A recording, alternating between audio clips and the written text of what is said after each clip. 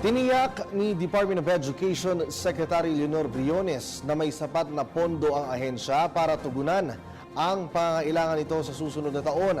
Ani Briones, partikular nilang tututukan ay ang pagsasaayos ng mga pasilidad at school supplies sa mga pampublikong paaralan sa elementarya at sekundarya. May report si George Bandola. Pangako ni Secretary Leonor Briones, magkakaroon ng sapat at napapanahong pondo ang Department of Education para tugunan ang mga pangangailangan nito sa susunod na taon. Pangunahin sa kanyang agenda ang pagkakaroon pa ng mga dagdag na guro, pasilidad, computers, textbooks at school supplies ang lahat ng public elementary at high schools. Dahil dito, mismong si Briones ang nangunguna ngayon sa pag-aaral ng 2017 DepEd budget na isasama sa General Appropriations Act.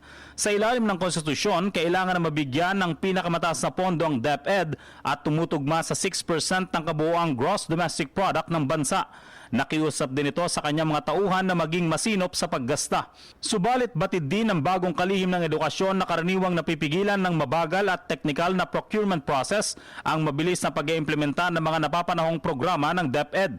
Ngayong 2016, may 440 billion pesos ang DepEd.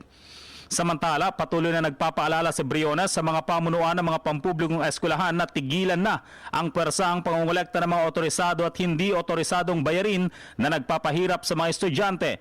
Sa ilalim ng Department Order No. 41 Series of 2012, tanging ang mga authorized contributions lamang ang maaaring kolektahin ng mga paaralan at kung ito ay voluntaryong babayaran lamang. Ang mga authorized contributions ay ang 50 pesos para sa Boy Scouts of the Philippines at Girl Scouts of the Philippines, 35 pesos sa Philippine National Red Cross, 5 pesos para sa Anti-TV Fund Drive at PTA fees. Gayon din ang bayarin para sa school publication, 60 pesos sa elementary at 90 pesos sa high school. Nagbabala rin si Briones sa mga school administrators na bawal ang sobrang mahal na PTA fees.